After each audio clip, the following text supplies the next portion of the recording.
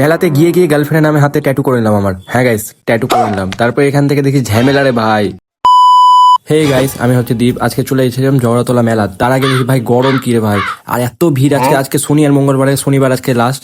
জগড়াতলায় গিয়েছিলাম, গিয়ে দেখি ভাই বিশাল বড় লাইন। তো আমি ভাবলাম যে একবার পূজা যাওয়ার চেষ্টা করি। ওপর দিয়ে যেতে করে উঠলাম, দেখি এত ভিড়। তো ওপরে উঠে দেখি ঝামেলা। এরকম বড় বড় লাইনে ছোট ছোট ঝামেলা হতে থাকে। তো এগুলো ইগনোর মেরে আমি ঠাকুরকে যেতে দেখি তালা মারা, মানে ঠাকুর ডাইরেক্ট থেকে দেখা যাবে না। আমি নিচে নেমে গেলাম। নিচে নেমে ভাবলাম যে আবার কবে আসবো, মঙ্গলবারই লাস্ট, তো মঙ্গলবারই আসতে হবে। তার আগে দেখি যে আমার একটা বন্ধুর সঙ্গে দেখা, তো খুব লজ্জা পায়। হাই করতে বলে হাই করে দিল। আরেকজন তো আরো লজ্জা পায়। জড়তলা আসলে ডালপুরি খাওয়া না, এরকম কোনোদিন হয়? এখন চলে গেলাম ট্যাটু করতে। হ্যাঁ, কার নামে ট্যাটু করতে? আমার ফিউচার বউয়ের নামে ট্যাটু করতে। এখনো বউ হয়নি আমার, যখন হবে তার নামে ট্যাটুটা করে রাখি আগে থেকে। কেন যাবে, খুশি হয়ে যাবে।